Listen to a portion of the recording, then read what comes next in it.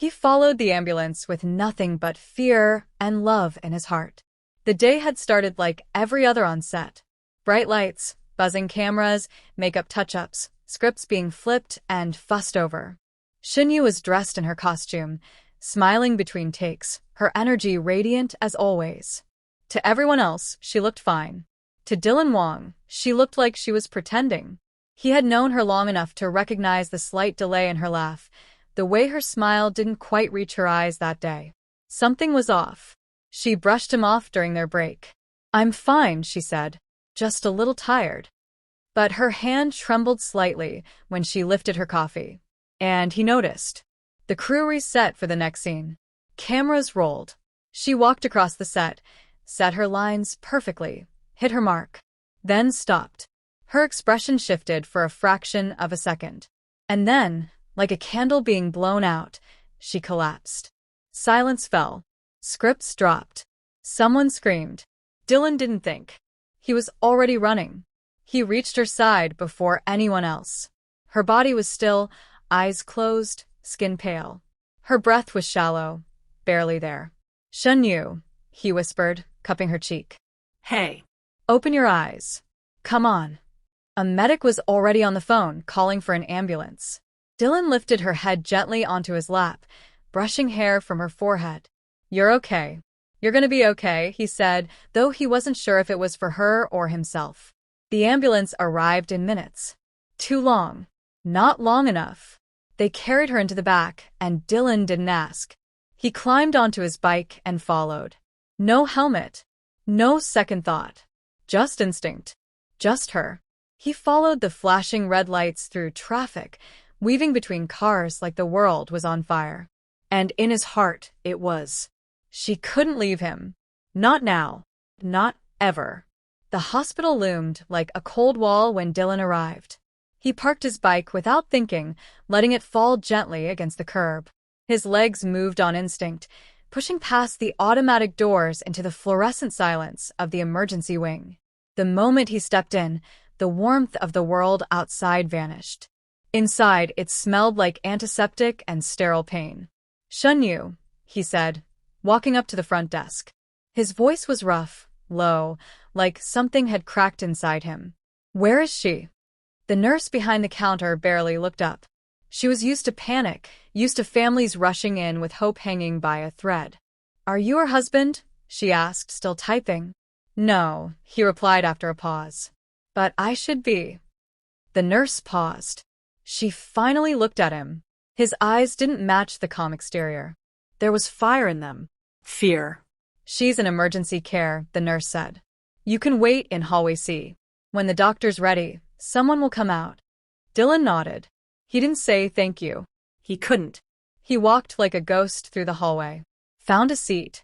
Saturday. And then he waited. Minutes passed. Then hours. Time lost meaning. He tried calling her manager. No answer. He tried calling her assistant. Voicemail. He leaned forward, elbows on his knees, hands clasped. His head hung low. The hospital lights buzzed softly above him. A vending machine flickered in the corner. The air conditioning hummed like a machine breathing. But all Dylan could hear was the memory of her falling. He pressed his palms to his face. In that moment, he remembered something. A night just 2 weeks ago. They had been rehearsing late. The scene had gone on longer than expected. Everyone had left except for them and the night janitor, who ignored them. Shen Yue had changed into her hoodie. She sat on the floor, legs stretched out, eating instant noodles. "You ever wonder if we're just pretending too well?" she asked, staring at the ceiling. Dylan had been drinking from a bottle of water. He paused. "Pretending what?" She looked at him, her eyes softer than usual. "This chemistry. This whole fake love story for the camera. What if it's not so fake?" The silence after that question had stretched into something almost dangerous. Dylan had walked over, sat beside her. He looked at her for a long time. "You tell me," he had whispered. She smiled, but she never answered. That night, they almost kissed. But almost was not enough. Back in the hospital hallway, Dylan opened his eyes. The memory stung like a wound. The door finally opened. A nurse stepped out. She looked around, then saw him. Mr. Wang, she said softly. He stood up too quickly. She's stable, the nurse said. She's awake. Weak, but conscious. You can see her now. But please, only for a few minutes. He didn't wait for more.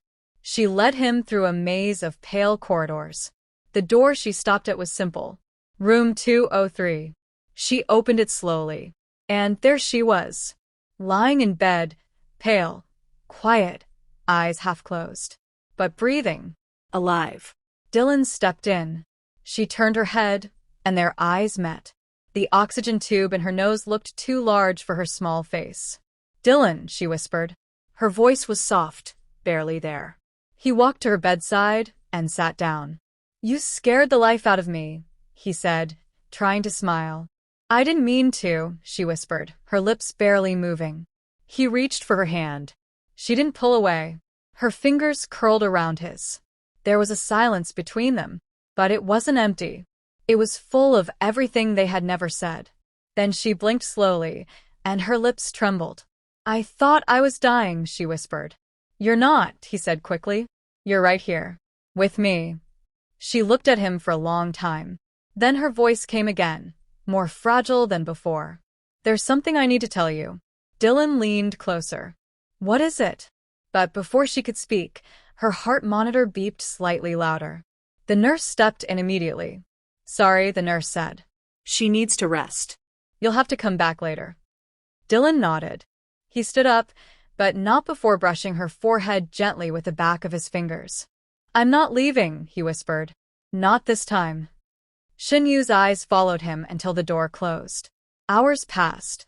The hallway lights had dimmed slightly as the evening stretched into night.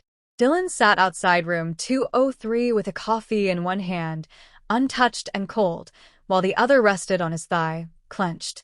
He hadn't gone home. He didn't plan to. From behind the door, he could hear the steady rhythm of Shen Yue's monitor.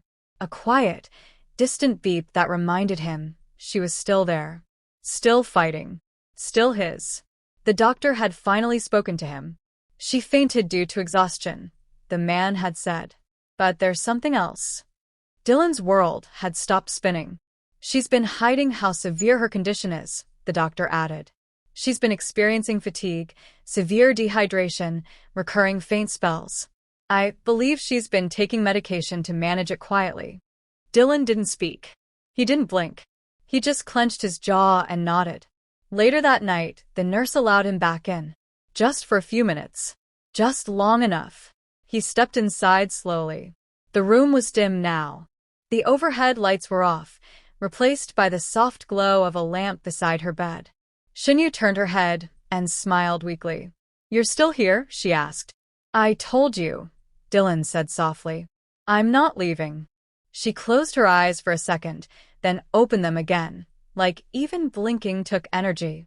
I'm sorry, she whispered, for hiding it from you.